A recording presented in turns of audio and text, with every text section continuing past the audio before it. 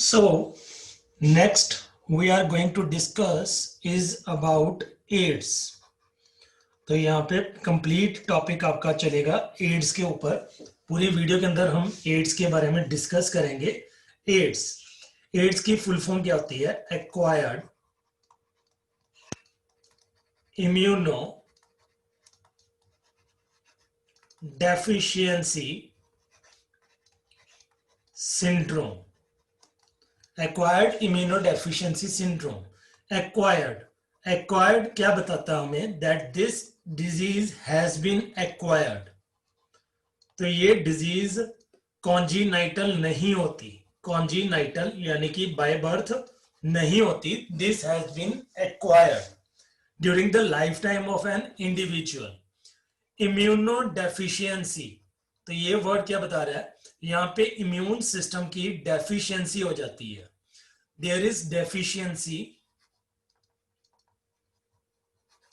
Of immune system. तो last videos में हमने इम्यून सिस्टम की दो टाइप स्टडी की थी। एक थी एएमआईएस,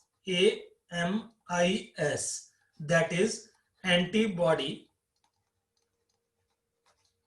mediated immune system, and second was the CMIS, that is cell mediated immune system। तो सेल मीडिएटेड इम्यून सिस्टम के अंदर हमने डिस्कस किया था about the helper T cells कि सीएमआईएस में कौन काम करता है? हेल्पर टी सेल्स काम करते हैं, टी लिम्फोसाइट्स और हेल्पर टी सेल्स काम करते हैं। तो जब एड्स होता है उस टाइम पे हेल्पर टी सेल्स का नंबर रिड्यूस होना शुरू हो जाता है। अगर इसके नॉर्मल लेवल्स की बात करें तो नॉर्मल हेल्पर टी सेल्स हमारी बॉडी में कितने होते हैं? दे आर अबाउट 500 to 1500 पर mm³ of blood in a normal person. तो इतने सेल्स रहते हैं हेल्पर टी सेल्स। बट एक एड्स पेशेंट के अंदर, जिस पर्सन को एड्स हो चुका है, उसके अंदर ये रिड्यूस होके 200 या 200 से भी कम हो जाते हैं। तो हेल्पर टी सेल्स के द्वारा जो हमारा CMIS था, that is cell mediated immune system, वो काफी इफेक्ट हो जाता है। तो सेल मीडिएटेड इम्यून सिस्टम की डेफिशिएंसी हो जाती है, तो इसलिए इसको क्या बोलते हैं? Immunodeficiency syndrome. सिंड्रोम का मतलब क्या होता है? Outburst of diseases, outburst of diseases. मतलब जब हमें एक ही टाइम पे काफी सारी डिजीजेस या पैथोजन अटैक होना शुरू हो जाता है, तो उसको क्या बोल देते हैं हम? Outburst of diseases, that is syndrome. Clear? तो एड्स का जो फर्स्ट केस था that was reported in hentai. Hentai USA की एक सिटी है मेजर। तो वहां पे 1981 में फर्स्ट केस क्या हुआ था? रिपोर्ट हुआ था अमंग होमोसेक्सुअल्स, अमंग होमोसेक्सुअल्स। मतलब जब मेल से सेक्सुअल इंटरकोर्स करता है तो उसको क्या बोल देते हैं हम? होमोसेक्सुअल्स। एक्चुअली ये पर्सन्स में हेंटाई में रिपोर्ट हुआ था 1981 में, लेकिन उससे पहले ये ग्रीन मंकी में रिपोर्ट हो चुका था। ग्रीन मंकीज में ये सबसे पहले रिपोर्ट हुआ था, फर्स्ट रिपोर्ट। तो ये फर्स्टली रिपोर्टेड कहां पे हुआ था? ग्रीन मंकीज के अंदर। तो इसको इसलिए एक्वायर्ड भी बोला जाता है कि मंकी से ये इंसानों में पहुंच गया। क्लियर? तो उसके बाद 1983 में एक साइंटिस्ट था मोंटाजेनियर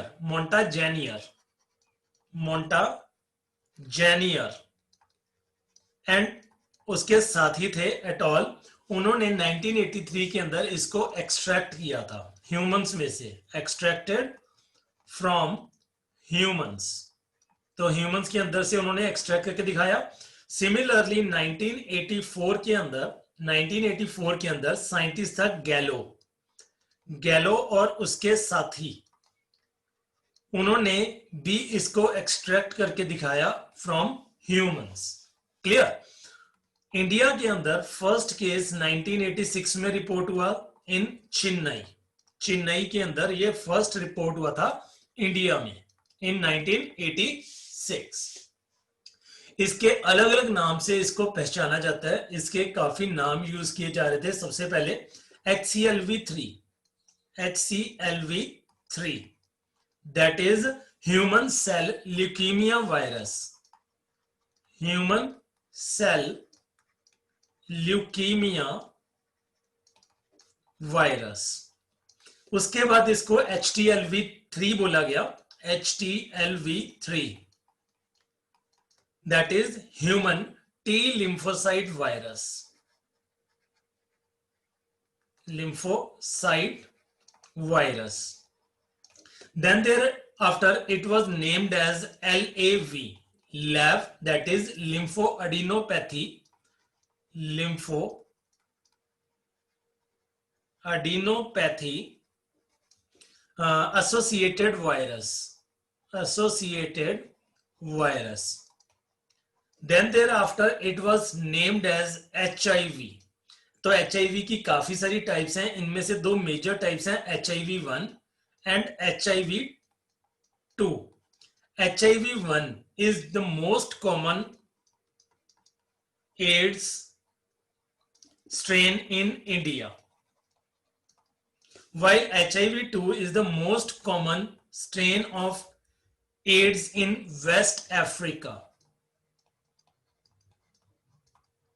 इनकी आगे सब टाइप्स भी होती हैं, जैसे HIV1 की सब टाइप्स की बात करें तो इसकी आगे सब टाइप्स भी हैं। कौन कौन सी सब टाइप्स हैं? Like HIV1A, HIV1B, HIV1C and HIV1E। इसकी टोटल 4 टाइप्स हैं। जो सबसे मेजर हमारे इंडिया के अंदर है दैट इज द HIV1C। तो HIV1C is the most common in India. India के अंदर ये सबसे ज्यादा कॉमन है। और किन के अंदर कॉमन है? Those persons which have the high rate of sexual intercourse. तो जो ज्यादा सेक्सुअल इंटरकोर्स करते हैं उनके अंदर HIV-C काफी फाइंड आउट किया गया। HIV-1B ये वाली टाइप्स किसके अंदर देखी गई है? Most of the drug addicts के अंदर। जो ड्रग एडिक्ट्स होते हैं, जो इंट्रावीनस ड्रग्स लेते हैं, नीडल्स शेयर करते हैं, उनके अंदर मैक्सिमम ये पहचानी गई है। Clear? Next, cause of AIDS, that is we are now going to discuss about etiology. Cause of AIDS. तो एड्स फैलाता कौन है? AIDS is mainly spread by HIV virus, that is human immunodeficiency virus, which is a retrovirus. HIV या human deficiency virus क्या है? ये एक retrovirus है। रेट्रोवायरस, रेट्रोवायरस का मतलब क्या होता है? That it contains RNA as the genetic material. इसके अंदर RNA जेनेटिक मटीरियल होता है, लेकिन ये RNA से कन्वर्ट हो जाता है DNA के अंदर, क्योंकि इसके RNA के साथ एक एंजाइम प्रेजेंट होता है that is reverse transcriptase enzyme. तो रिवर्स ट्रांसक्रिप्टेस एंजाइम क्या करवा देते थे? इसकी रिवर्स ट्रांसक्रिप्शन करवा के इसको कन्वर्ट कर देता है into the DNA। Therefore it is termed as retrovirus. Is it clear? Next, अगर इसकी एपिडेमियोलॉजी के बारे में बात करें, एपिडेमियोलॉजी दैट इज स्प्रेड और ट्रांसमिशन, स्प्रेड और ट्रांसमिशन ऑफ एड्स की बात करें तो ये स्प्रेड कैसे होता है या ट्रांसमिट कैसे होता है, तो ये नॉन कंटेजियस डिजीज है। It is a non contagious disease. It means ये कंटेक्ट में आने से नहीं फैलती, नॉट स्प्रेड बाय, तो ये याद रखना आपने, not spread by, just hold on,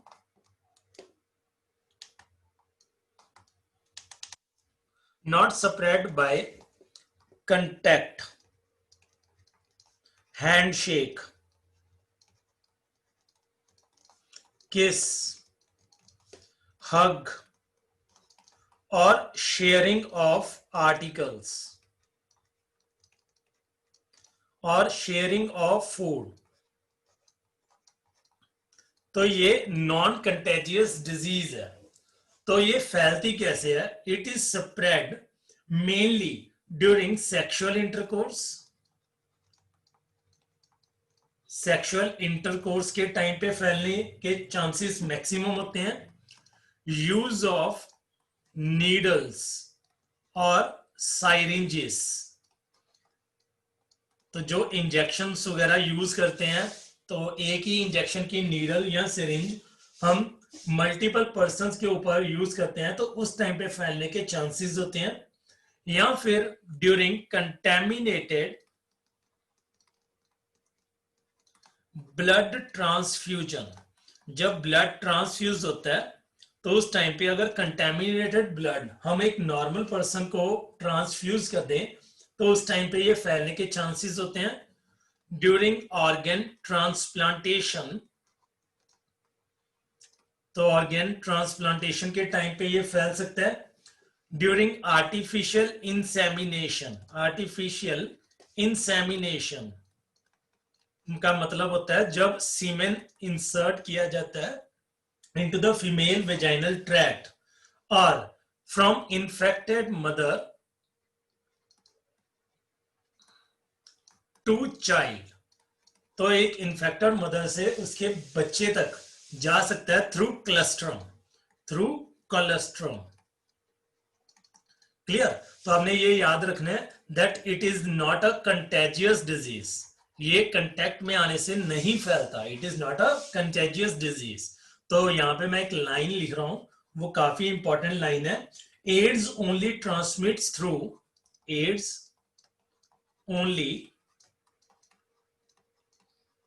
transmits through body fluids, तो बॉडी फ्लूइड्स के द्वारा ही ये फैलता है, but not by physical contact, but not by physical contact. Is it clear? तो नेक्स्ट हम स्ट्रक्चर ऑफ वायरस डिफाइन करने जा रहे हैं। तो यहां पे मैं आपको वायरस का स्ट्रक्चर डिस्प्ले करवा रहा हूं। तो ये क्या है? एक एड्स वायरस का स्ट्रक्चर है। So this is a AIDS virus structure. जैसे आप इसको देख सकते हो, ध्यान से नोटिस कीजिए, इसके अंदर आउटर कवरिंग होती है which is bilipid membrane, bilipid layer, phospho bilipid layer, phospho bilipid layer which is present as the plasma membrane.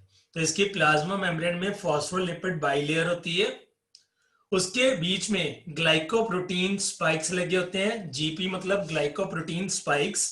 दो तरह के ग्लाइकोप्रोटीन स्पाइक्स होते हैं। ऊपर ब्रॉड नोब लाइक स्ट्रक्चर होता है, ऊपर की तरफ ब्रॉड नॉब लाइक स्ट्रक्चर होता है जिसको क्या बोलते हैं? जीपी 120। तो यहाँ पे ग्लाइकोप्रोटीन 120 होता है, और नीचे की तरफ एक पॉइंटेड एंड होता है needle like which is glycoprotein. तो यहां पे आप लेबल कर लेना, glycoprotein spike known as GP41। तो यहाँ पे ग्लाइकोप्रोटीन 41 होती है। These glycoproteins are embedded in the phospholipid bilayer. तो phospholipid bilayer के अंदर क्या होते हैं, embedded होते हैं। इसके अंदर दो प्रोटीनेशियस कोट्स होते हैं नोन एज कैप्सिड्स, एक इनर एक आउटर। तो यहाँ पे आप देख सकते हो कि यहाँ पे क्या है, प्रोटीनेशियस एक कवरिंग है। तो ये वाली कवरिंग को क्या बोल देते हैं हम, प्रोटीन्स विच इज 17। तो यहाँ पे P17 का कोट होता है, P17 के कैप्सोमियर्स होते हैं। तो यहाँ पे छोटे छोटे स्ट्रक्चर दिखा रखे हैं सर्कुलर, तो इनको क्या बोल देते हैं हम, कैप्सोमियर्स। तो P17 is the outer coat, it is the outer capsid. Clear. Then उसके अंदर एक P24 कैप्सिड भी होता है, ये वाला।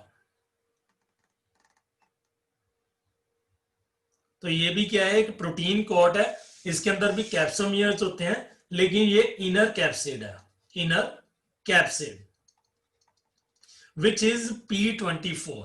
तो यहाँ पे P24 होती है। देन उसके अंदर 2 सिंगल स्ट्रैंड्स होते हैं आरएनए के, RNA which is the genetic material of the AIDS virus. उसके 2 स्ट्रैंड्स होते हैं सिमिलर, एक जैसे होते हैं, 2 similar single stranded RNA filaments are there, each constituted with reverse transcriptase enzyme। तो जो क्या करता है, आरएनए से डीएनए बनाने में रोल प्ले करता है। क्लियर। तो ये था हमारा एड्स का स्ट्रक्चर, एड्स वायरस का स्ट्रक्चर। अब इसके जो ग्लाइकोप्रोटीन्स हैं, जो इसके ग्लाइकोप्रोटीन्स हैं फॉस्फोलिपिड बाइलेयर के अंदर, they help in attachment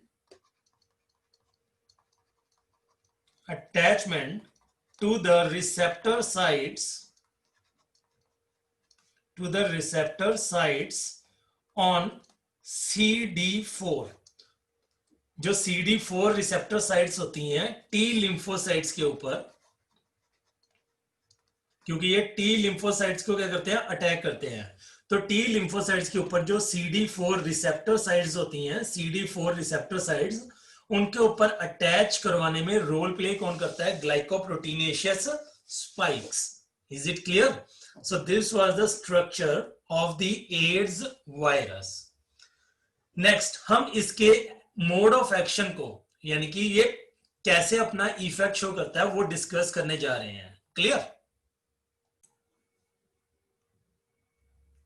तो यहां पे आप देख सकते हो कि मैंने डिस्प्ले करवाया इसकी मोड ऑफ एक्शन को, एक फ्लो चार्ट के द्वारा इसको एक्सप्लेन किया हुआ है। तो जब हमारी बॉडी के अंदर HIV वायरस एंटर करता है, HIV वायरस एंटर करता है, then it enters into the macrophages. सबसे पहले ये मैक्रोफेजेस में चला जाता है। मैक्रोफेजेस क्या होते हैं, हमारी बॉडी के इम्यून सेल्स ही हैं जो फैगोसाइटोसिस शो करते हैं। क्लियर। मैक्रोफेजेस के अंदर जाके ये जो रिट्रोवायरस है, एड्स वायरस, इसके आसपास क्या है, प्रोटीन का कोट, वायरल का जो प्रोटीन कोट होता है वो प्रेजेंट है। इसके अंदर जो प्रेजेंट है दैट इज द आरएनए। तो इसके अंदर अपना जो वायरस का कोर होता है that is constituted of the RNA. तो वायरस किसी भी नॉर्मल सेल को इन्फेक्ट करता है, किसी भी सेल को, तो सबसे पहले ये मैक्रोफेजिस को अटैक करता है। मैक्रोफेजिस को अटैक करेगा जब, तब उसके अंदर जो जेनेटिक मटेरियल है वो क्या होता है, आरएनए। तो यहां से स्टार्ट हो रहा है हमारा कोई भी मैक्रोफेजिस या कोई भी सेल। तो ये क्या हो गया, हमारी बॉडी का ओन सेल। तो ये सारा हमारी बॉडी का सेल दिखाया हुआ है यहाँ पे। क्लियर। तो एनिमल सेल दिखा रखा है हमने। तो वायरल आरएनए जब हमारी बॉडी के सेल के अंदर चला जाता है तो उसका जो प्रोटीन कोट है वो उतर जाता है। प्रोटीन कोट क्या हो जाता है, डाइजेस्ट। लेकिन जो उसका आरएनए मटेरियल है that is being converted into DNA. तो आरएनए से डीएनए बन जाता है थ्रू रिवर्स ट्रांसक्रिप्टेज एंजाइम। क्योंकि आरएनए के साथ एक एंजाइम प्रेजेंट होता है, अपना रिवर्स ट्रांसक्रिप्टेज एंजाइम। तो रिवर्स ट्रांसक्रिप्टेस एंजाइम क्या करता है, इसको आरएनए से डीएनए में कन्वर्ट कर देता है। जब वायरस का डीएनए बन जाता है, दैट वायरस डीएनए हमारे जो बॉडी के डीएनए है या जीनोम है उसके साथ क्या कर जाता है, इनकॉर्पोरेट हो जाता है, अटैच हो जाता है। तो यहाँ पे आप देख सकते हो कि यहाँ पे जो ये डार्क लाइन दिखाई हुई है, तो ये डार्क लाइन क्या है, वायरल डीएनए है, वायरल डीएनए। तो जो पतली लाइन दिखाई हुई है that is the bodies own DNA. तो यहाँ पे दोनों अटैच करके होस्ट की मशीनरी के ऊपर क्या कर लेता है, ये टेक ओवर कर लेता है और अपने जैसे न्यू वायरसेस की प्रोडक्शन को शुरू कर देता है। तो नए वायरसेस बनने क्या हो गए, शुरू हो गए। तो इनकी मल्टीप्लाइसिटी स्टार्ट हो चुकी है, नए वायरसेस बन रहे हैं जो वो दोबारा से अटैक करेंगे नेक्स्ट मैक्रोफेजिस के अंदर और अपना जो लेवल है या अपने जो वायरस पार्टिकल्स का नंबर है उनको इंक्रीज करते रहेंगे। फाइनली जब मैक्रोफेजिस से वायरस बन के बाहर निकलता है, that attaches with the T lymphocytes. तो वो टी लिम्फोसाइट्स के CD4 रिसेप्टर साइट्स के ऊपर अटैक करता है, अटैच हो जाता है उसके ऊपर जाके। देन फाइनली टी लिम्फोसाइट्स की क्या होनी शुरू हो जाती है, डेथ। तो टी लिम्फोसाइट्स का नंबर रिड्यूस होना शुरू हो जाता है फ्रॉम 1500।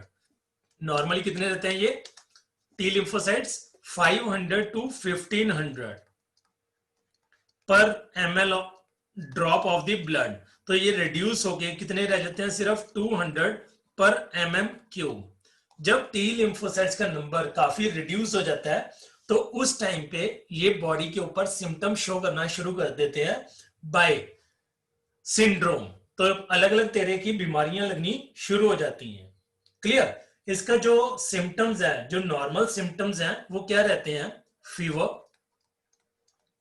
फीवर क्या है, एक जनरल सा सिम्टम है। डायरिया, डायरिया भी क्या है, एक जनरल सा सिम्टम है। यहां से भी हमें नहीं पता चल सकता कि एड्स की बीमारी हो चुकी है। एंड वेट लॉस, एकदम बहुत ज्यादा वेट लॉस होता है, एक्सेसिव वेट लॉस होता है। तो इसीलिए एड्स को स्लिम डिजीज भी बोला जाता है, slim disease, slimming disease. Clear. तो ये जनरल से सिम्टम है, ये ज्यादा हमें इतना प्रभावित नहीं करते कि हमें एड्स जैसी खतरनाक बीमारी हो चुकी है। Is it clear.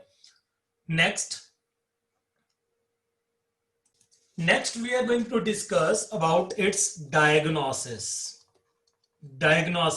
of AIDS। तो कैसे डायग्नोस किया जा सकता है एड्स को। AIDS can be diagnosed by a test named as ELISA test, that is enzyme linked immunosorbent assay test। तो एलिसा टेस्ट क्या है, एक एड्स के अगेंस्ट प्रॉपर कंफर्मेटरी टेस्ट है, या फिर वेस्टर्न ब्लॉट टेस्ट भी है, western blot test.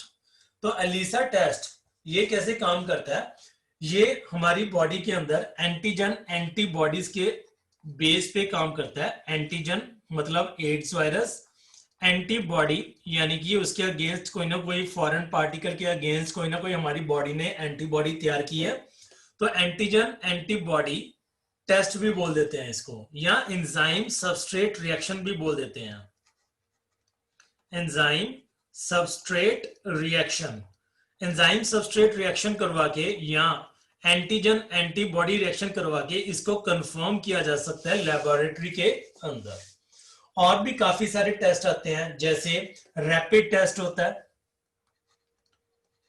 Rapid test, but they are not confirmatory test.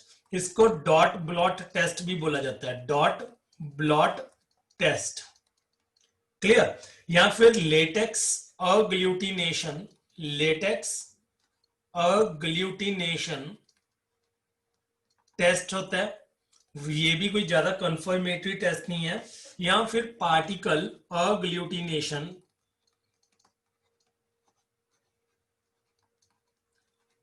Test रहता है इसका, वो भी ज्यादा कोई इफेक्टिव टेस्ट नहीं है। तो ये तीनों क्या है, ये तीनों ही रैपिड टेस्ट हैं, but ELISA is the confirmatory test. तो सबसे जो प्रॉपर टेस्ट है कंफर्मेटरी टेस्ट है, जिसके द्वारा एड्स को डिटेक्ट किया जा सकता है, that is the ELISA test.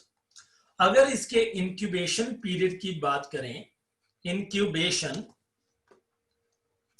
Period, जैसे मैंने पहले भी बताया था कि इंक्यूबेशन पीरियड का मतलब क्या होता है, इन्फेक्शन होने के बाद जब फर्स्ट सिम्टम्स दिखते हैं उसको क्या बोल देते हैं हम, incubation period. It is highly variable from 5 to 10 years. तो एड्स होने के बाद 5 से 10 साल बाद ये अपने सिम्टम दिखाना शुरू कर देता है। नॉर्मल जो इसका इंक्यूबेशन पीरियड रहता है, average incubation period is about 28 month to 36 months. तो तकरीबन 2.5 साल से लेके 3 साल के अंदर ये अपने सिम्टम दिखाना शुरू कर देता है। अगर इसके सिम्टम्स की बात करें, सिम्टम्स, तो इसके सिम्टम्स क्या होते हैं, काफी जनरल सिम्टम्स होते हैं। जैसे मैंने अभी आपको बताया कि फीवर होता है, या डायरिया, या फिर वेट लॉस। तो इस प्रकार के सिम्टम्स क्या है, इसके जनरल सिम्टम्स हैं, जनरल सिम्टम्स। इंसान क्या कर देता है, इनको अनदेखा कर देता है, जनरल सिम्टम्स को ज्यादा सीरियस नहीं लेता। लेकिन इसके अंदर जैसे हमारी बॉडी के अंदर मैंने बताया कि टी लिम्फोसाइट्स के ऊपर अटैक होता है, तो हमारी बॉडी के ऊपर मल्टीपल अटैक होना शुरू हो जाते हैं। जैसे कई बार बैक्टीरिया अटैक कर देता है, साथ में फंगस ने अटैक कर दिया, साथ में किसी प्रोटोजोन ने अटैक कर दिया, साथ ही किसी पैरासिट ने या वायरस ने और ने अटैक कर दिया, पैरासिट ने या किसी और वायरस ने अटैक कर दिया। तो यानी कि एड्स होने के बाद मल्टीपल बीमारियां लगने के चांसेस हो जाते हैं। क्लियर? इसलिए इसको क्या बोला जाता है, syndrome. It is not a disease, rather it is a syndrome. तो जो अलग अलग तरह की बीमारियां आगे शो करना शुरू कर देता है। क्लियर? तकरीबन 3 साल के अंदर जब एड्स काफी फैल जाता है, एड्स फुल ब्लोन एड्स बोल देते हैं, फुल ब्लोन एड्स पेशेंट, तो उसकी क्या हो जाती है, डेथ हो जाती है फाइनली। तो अगर इसके मोर्टेलिटी की बात करें कि डेथ रेट कितना होगा, तो डेथ रेट कितना होता है, 100%। 100% डेथ रेट है इसके अंदर, यानी कि बचने के कोई भी चांसेस नहीं है। Is it clear? तो सबसे ज्यादा जो रिस्क रहता है वो एड्स का किसको रहता है रिस्क, तो multiple sex partners, having multiple sex partners, having unprotected sexual intercourse. तो अनप्रोटेक्टेड सेक्सुअल इंटरकोर्स होने से क्या हो सकता है, एड्स हो सकता है। या फिर इंट्रावीनस ड्रग एडिक्ट्स, जो इंट्रावीनस वेन्स के अंदर ड्रग्स लेते हैं, उनको ज्यादा चांसेस होते हैं एड्स होने के। या फिर जो ब्लड ट्रांसफ्यूजन के टाइम पे हो सकता है, ब्लड ट्रांसफ्यूजन के टाइम पे मैक्सिमम चांसेस होते हैं कि इन्फेक्टेड, अगर ब्लड किसी नॉर्मल पर्सन को दे दिया तो वो क्या हो जाएगा, इन्फेक्ट हो जाएगा। Is it clear? तो इसके कोई ज्यादा इलाज तो है नहीं।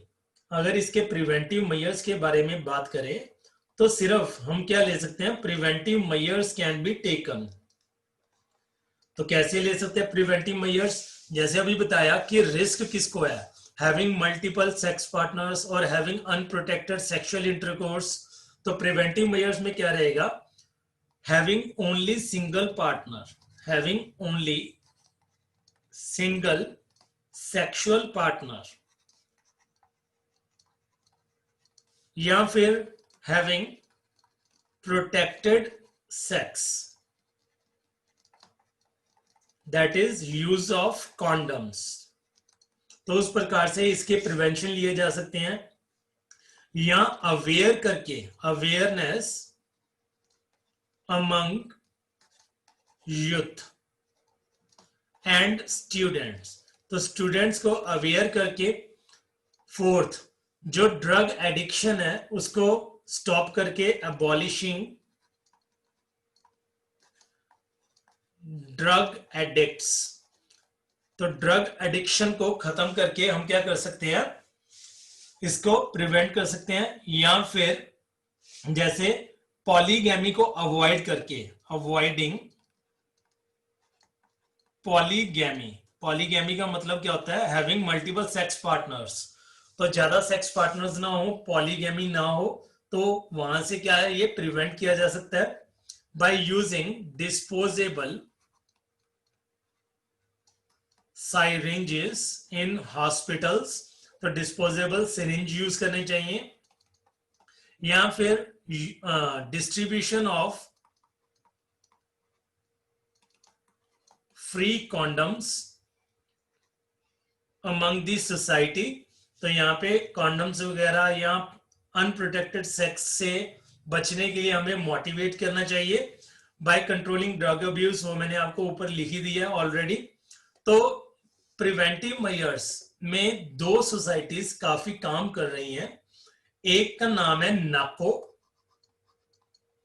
नाको that is National AIDS Control Organisation, और साथ में काफी सारी एनजीओस क्या दे रही हैं साथ। एनजीओस का मतलब क्या होता है, नॉन गवर्नमेंटल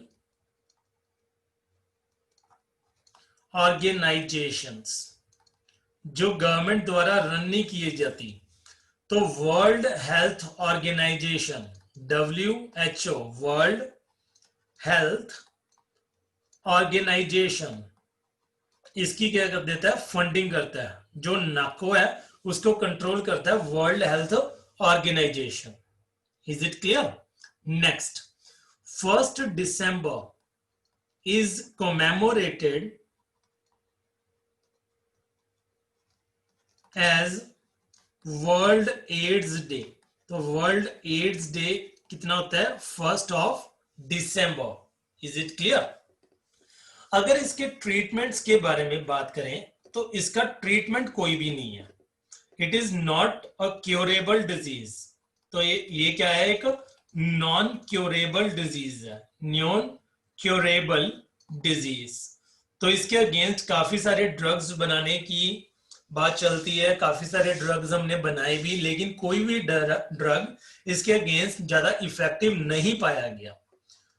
तो एक एड्स पेशेंट की लाइफ को प्रोलॉन्ग किया जा सकता है, लेकिन उसको बचाया नहीं जा सकता। तो यहां पे अजीडो thymidine,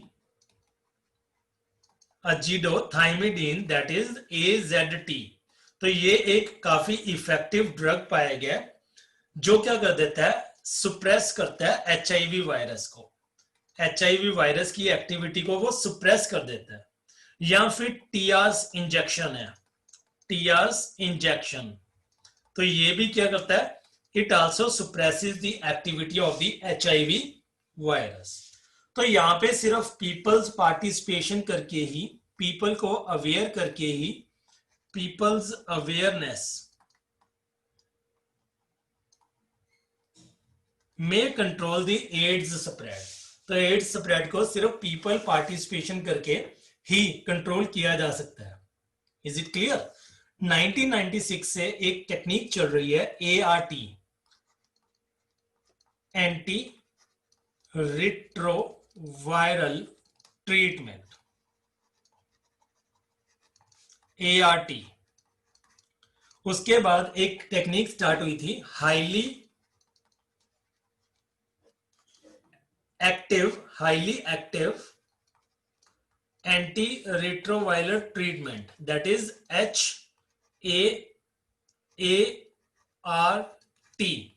highly active anti retroviral treatment.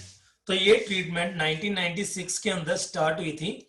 तो इसके द्वारा सिर्फ एक एड्स पेशेंट की लाइफ को प्रोलॉन्ग किया जा सकता है। Ads patient life can be prolonged. तो उसकी लाइफ को लंबा किया जा सकता है, 2-4 साल उसके सिम्टम्स को कंट्रोल किया जा सकता है, लेकिन उसको बिल्कुल ट्रीट नहीं कर सकते। Ads patient can't be treated, clear. या फिर इम्यूनो स्टिमुलेटिव थेरेपी होती है, इम्यूनो स्टिमुलेटिव थेरेपी। तो ये इम्यूनो स्टिमुलेटिव थेरेपी क्या कर देती है, हमारे बॉडी के अंदर